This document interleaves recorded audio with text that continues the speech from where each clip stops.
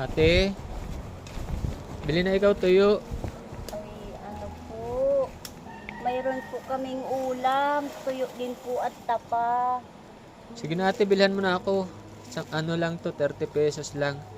Bibili ko din ng ano, ng bigas. Kasi gutom na ako, wala akong makain pa. Ay, wala talaga po kaming ibibili, wala po kaming pira. Sige na ate, bilhin mo na kasi ibibili kong bigas. Masaing ako dyan mamaya. Para ipalit ko ng ano, bigas. May makain ba ako? Talaga po kuyang wala po kaming ibibili ng tuyo kasi po wala man pong pira kami. Kahit ate ano, kahit sige 20 na lang ito. Makabili lang akong kalahating kilong bigas. 20 na lang. Talaga po kuyang wala po kaming ibibili niyan. Kung gusto mo po, pakakainin lang kita at may kanin pa lang po kami. Ay Wala sige. talaga po kaming kapira-pira. Sige ate, pakain na lang ako. Gutom na kasi ako ay. May papakainin lang po kami. Kita po ka ako, wala po kami kang ibibili niyan. Ay Wala sige. po kaming kapira-pira.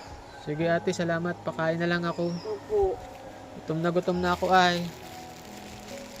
Kaya po, wala po kami, pasensya na po. Talagang wala kami ibibili ng tuyo. Okay. Sige ate, pakain na lang ako. Gutom.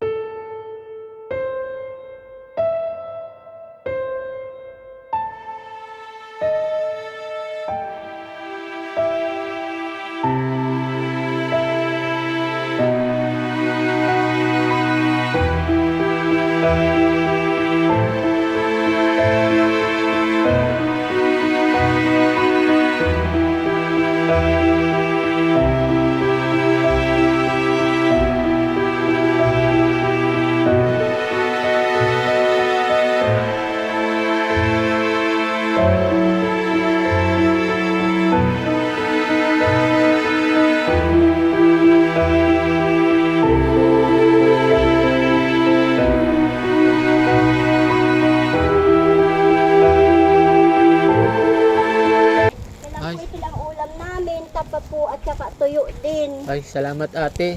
O, ito lang po. Makakakain na ako. Bahaw pati po yan. Masarap to ate. Gutom na ako eh. Wala talaga po kami, tuyo lang at tinapa ang ulam namin. Okay na to ate. Pasensya na po kayo. Maraming salamat ate. Talagang gutom na ako. Tubig, tubig.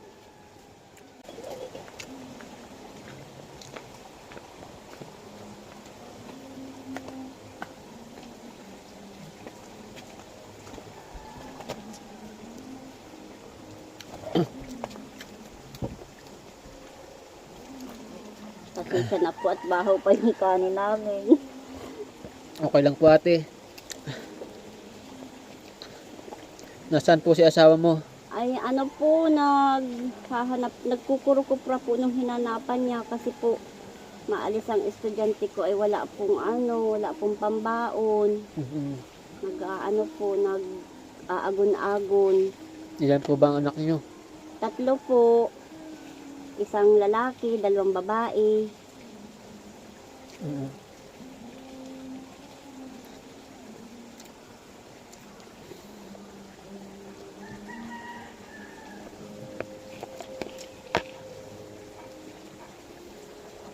Ilan taon na po yung bunso mo? 10 po yung bunso ko. Hindi nakapag-aral at malabo ang mata niya. Paano pong malabo ang mata? Yung pong hindi siya makabasa ng sa libro, hindi niya makita yung binabasa niya. Kaya hindi siya pinag-aral muna ng teacher niya ngayong grade 2 nung mag face to face. Napansin ko ate, may diferensya yung mata mo. Opo, pare-parehas po kami mga malalabo ang mata. Sabi lahi daw. Pero ewan ko, di ko po maintindihan. Sino pong kapareha mong malabo ang mata? Yan pong bunso ko at saka po yung dalaga ko, si Ara. Tapos po yung isa po, cross eyes naman yan.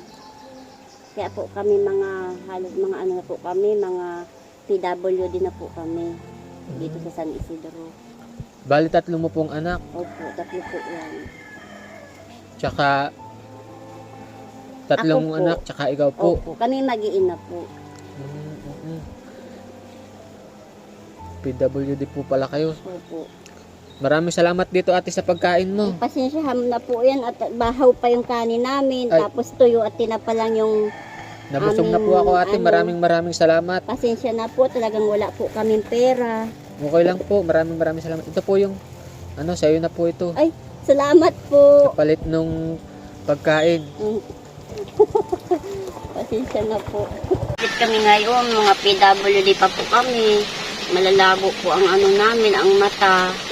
Tapos po yung bunso ko, hindi po makapag-aral ngayon at ano po, hindi niya nababasa yung nakasulat sa libro. Kaya pinatsinto muna po ng kanyang teacher ngayong taon.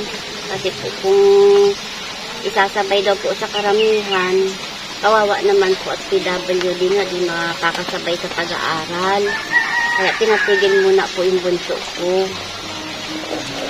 Nakita ko nga po yung bahay nyo. Opo. Sira na yung bubong. Opo. Wala po yan. Ang lang po, pawid at saka plastic na lang ang bubong niya. Tapos yung mga dingding namin, nagkakalasa na din yung sa kawayan. Ang hirap talaga po ng pamimira ngayon. Kulang at kulang po sa amin, sa pagkain lang. Pag nagtatrabaho po yung asawa ko, sa pagkain, kulang pa. Kaya hindi na makaayos ng bahay. So kahit ganun po, pinakain niyo pa rin ako. Pasensya na po, at bahaw po talaga yan. Di pa kami nakakasain. Tuyo at kinapalang yan. Maraming salamat po. Kahit mahirap kayo ay talagang pinakain niyo pa rin ako. Pag may pagkain man po. Pag may pagkain, pero pag sa pera, pasensya na po at talaga wala kaming pera. Pero sa pagkain kahit bahaw po ay meron po. Hindi man po nawawala ng di man po nawawala ng bigas kahit paano. Ito po yung anak ko. Ito po yung ito po yung grade 2 na anak ko na hindi nakakabasa kasi nga po malabo ang kanyang mata. Kaya pinatigil muna po siya. Kasi hindi naman daw po makakasabay sa maramihan. Kawawa naman. Saka po din naiiwasan yung mga pambubuli. Kaya pinatigil muna ng teacher niya. Ano po yung naging yung mata niya? Malabo po yung mata niya. Pag nagbabasa siya, garay siyang masyado. Hindi na makita. Ito po, anak mo rin yan. Opo, malabo din po ang mata niyan. Pero nagtsatsaga po mag-aral at sa kanila man din yung balang araw pag sila nagtsaga mag-aral. Sa awa po ng Diyos, na siya ngayon, grade 11 na siya ngayon. Isang taon na lang, kakatapos na rin siya ng K-12. Tumutulungan na lang ako ng mga kamag-anak namin para makapag-aral sila. Kasi po yung asawa ko nakikipag-arawan man lang. Kulang pa sa pagkain namin, kaya ang bahay namin hindi na mapaayos-ayos. Ito po si Bunso. Wala na po bang gamot yung mata niya? Hindi ka pwede Wala na po. Ang kailangan po niya talaga ay opera. operasyon. Opo. Mahal po ang operasyon. Mahal talaga po. Kaya, ganito na lang po kami dito. Dahil sa pinakain mo ako ate, bigyan kita ng pera. Salamat po. Gusto po. Ito ate, ganyan mo kamay mo. Yan. 1, 2, 3, 4, 5. Dahil pinakain mo ako ate. Salamat po. Diyos ko po kailan panakaan ng ganito. Sana po maraming matulungan pa kayo na katulad namin. Ganitong sitwasyon. Galing po yan ate sa The Golden Heart Group. May maibabaon na yung anak ko pag alis bukas. Mapasok po yung anak mo. Opo, sa Talisay po yan, sa Gonzales School siya nag-aaral. di nga nakaalis kahapon at wala pang pera. Ito yung pangalawang biyahe, ito yung pangalawang araw ang biyahe dito sa amin. Maraming salamat po. Ayan. Walang ano man ate dahil pinakain mo ako. Pasensya na po at bahaw man lang itong kanin namin, saka itong ulam namin, kinapalang, saka tuyo. Okay lang ate. Ang mahalaga pinakain mo ako. Opo. Ayan. Maraming salamat sa The Golden Heart Group. Sila po yung nagpadala niyan. Maraming salamat po. Sana po maraming matulungan na mahihirap na kagaya namin. Wala pong ano man. Opo. Sige po ate, matuloy na po kami. Opo, maraming salamat po. Maalis na po ako. Maraming salamat po ulit. Pasensya na lang po sa pagkain namin at bahaw lang ito. Maraming salamat po ulit mga kaibigan sa inyong panonood sa ating video ngayon. Kung nagustuhan niyo po yung ating video, paksuyong paki-like, share at subscribe yung ating YouTube channel. Paksuyo rin po mga kaibigan na paki-follow yung ating Facebook page, yung Ram Page channel at saka yung ating Dodong Ram. Maraming salamat po mga kaibigan.